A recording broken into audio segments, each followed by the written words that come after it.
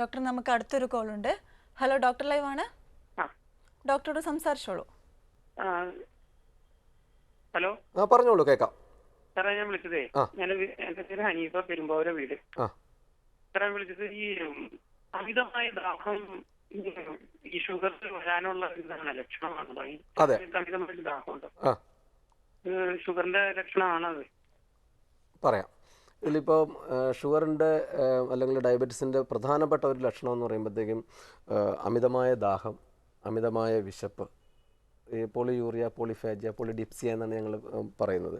അപ്പോൾ ഇതിനകത്തെ പ്രശ്നം എന്താണെന്ന് വെച്ച് കഴിഞ്ഞാൽ, ഡയബറ്റീസിൽ സംഭവിക്കുമ്പോൾ നമ്മളുടെ കിഡ്നികൾ കൃത്യമായിട്ടുള്ള രീതിയിൽ കിഡ്നി ഫങ്ഷനിൽ ചെറിയ പ്രശ്നങ്ങൾ വരുമ്പോൾ നമ്മളുടെ ശരീരത്തിലുള്ള ജലാംശം പൂർണ്ണമായിട്ടും തിരിച്ച് ശരീരത്തിലെടുക്കാതെ കൂടുതൽ മൂത്രം ഉൽപ്പാദിപ്പിക്കും കിഡ്നി.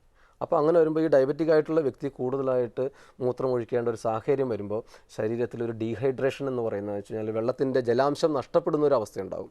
അപ്പോൾ ജലാംശം നഷ്ടപ്പെടുമ്പോൾ നമ്മുടെ തലച്ചോറിൽ തേഴ്സ്റ്റ് സെൻറ്റർ എന്ന് പറയുന്ന സെൻറ്ററിന് സ്റ്റിമുലേറ്റഡ് ആവുകയും അതനുസരിച്ച് ആ വ്യക്തി കൂടുതൽ വെള്ളം കുടിക്കുകയും ചെയ്യേണ്ട ഒരു സാഹചര്യം വരും. അപ്പോൾ ഡയബറ്റീസിൻ്റെ ഒരു സിംറ്റമാണിത്, വെള്ളദാഹം കൂടുതലായിട്ടുള്ളത്.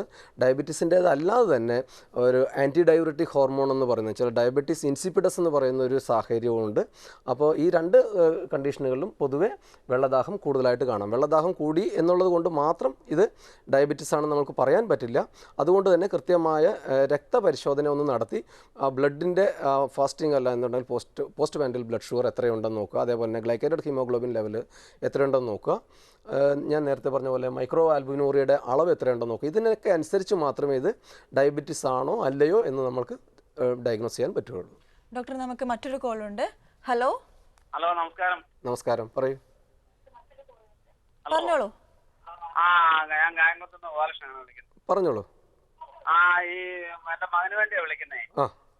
അപ്പം ഇരുന്നടിച്ച് എഴുന്നേൽക്കുമ്പോഴും കിടന്നിട്ട് എഴുന്നേൽക്കുമ്പോഴും കാലിന്റെ ഉപ്പുനീറ്റിക്ക് വേദനയും, ഉപ്പുനീറ്റിക്ക് വേദന പ്രധാനമായിട്ടും, പിന്നെ അമിതമായിട്ട് വിയർക്കുക.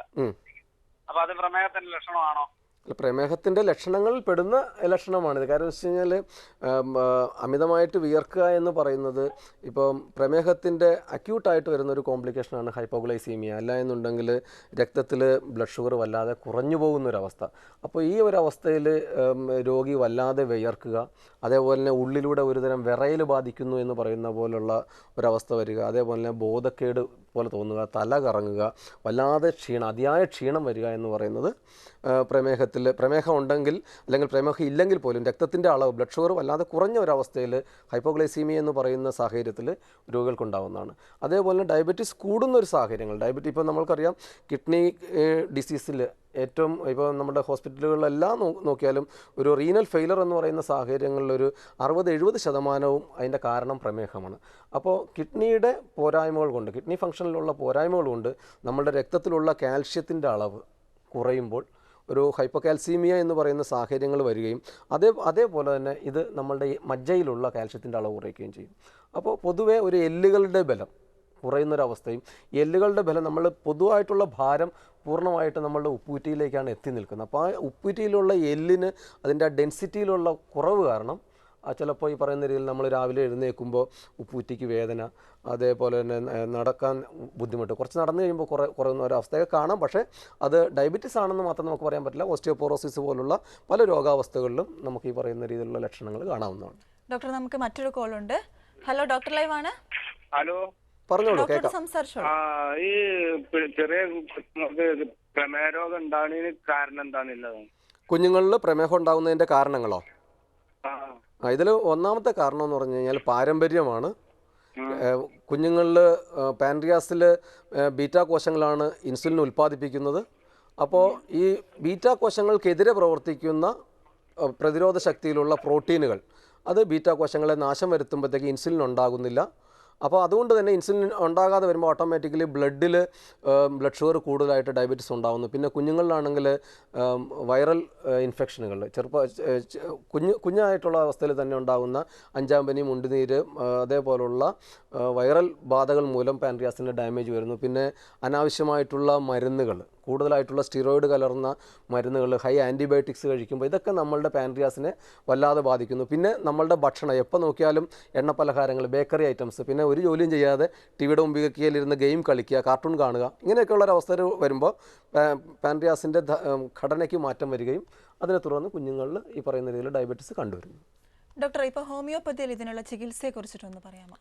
ഹോമിയോപ്പതി ചികിത്സ ഞാൻ നേരത്തെ പറഞ്ഞതുപോലെ തന്നെ മറ്റു ചികിത്സകളിൽ നിന്നും വിഭിന്നമായിട്ട് നമ്മൾ മാനസികമായിട്ടുള്ള ഒരവസ്ഥയ്ക്ക് വളരെയധികം പ്രാധാന്യം കൊടുക്കുകയാണ്. കാരണം എന്ന് വെച്ച് കഴിഞ്ഞാൽ ഒരു വ്യക്തിയുടെ മനസ്സിൽ ഇപ്പം സങ്കടം, ഭയം, ദേഷ്യം, ഇങ്ങനെയുള്ള നിരാശ അല്ലെങ്കിൽ പേടി, ഇങ്ങനെയുള്ള ഒരവസ്ഥ ഒരു കൊച്ചു കുഞ്ഞിനുണ്ടാകുമ്പോൾ അല്ലെങ്കിൽ നമ്മൾക്കാണെങ്കിൽ പോലും ഉണ്ടാകുമ്പോൾ നമ്മളിൽ വല്ലാതെ സമ്മർദ്ദത്തിന് അടിമപ്പെടുകയാണ്. അപ്പോൾ ഈ അതിരുകടന്ന സമ്മർദ്ദം ഒരു ദിവസമല്ല, തുടർച്ചയായത്. ഇപ്പോൾ 1ാം ക്ലാസ്സിൽ പഠിക്കുന്നൊരു കുട്ടി 10ാം ക്ലാസ് വരെ ഉണ്ടാകുന്ന കാലയളവിലുള്ള സമ്മർദ്ദം, ഇതേ കുട്ടി തന്നെ വീട്ടിൽ വരുമ്പോഴുള്ള സമ്മർദ്ദം.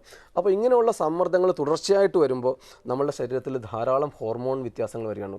പ്രധാനമായിട്ടും സ്ട്രെസ് ഹോർമോണായിട്ടുള്ള കോർട്ടിസോൾ എന്ന് പറയുന്ന ഹോർമോൺ, കോർട്ടിസോളിനോടൊപ്പം തന്നെ അഡ്രിനാലിൻ, ഡോപ്പ, ഗാബ തുടങ്ങിയിട്ടുള്ള ഇഷ്ടംപോലെ ന്യൂറോ ട്രാൻസ്മിറ്ററുകളുണ്ട്. ഇതിൻ്റെയൊക്കെ പ്രതിപ്രവർത്തനങ്ങൾ നമ്മളുടെ ഇൻസുലിൻ എന്ന് പറയുന്ന ഹോർമോണിനെ തടഞ്ഞു വയ്ക്കുകയാണ്, അല്ലെങ്കിൽ പ്രതിരോധിക്കുകയാണ്.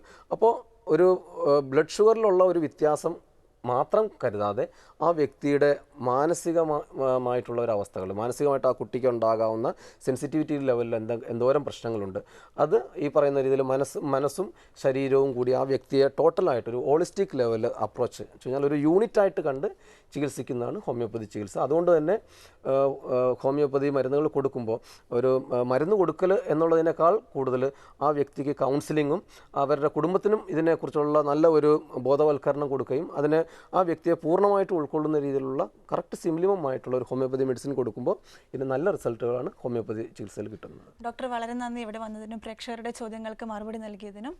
ഡോക്ടർ ലൈവ് ഇവിടെ പൂർണ്ണമാകുന്നു. മറ്റൊരു വിഷയവുമായി നാളെ ഉച്ചയ്ക്ക് 2:30. നമസ്കാരം.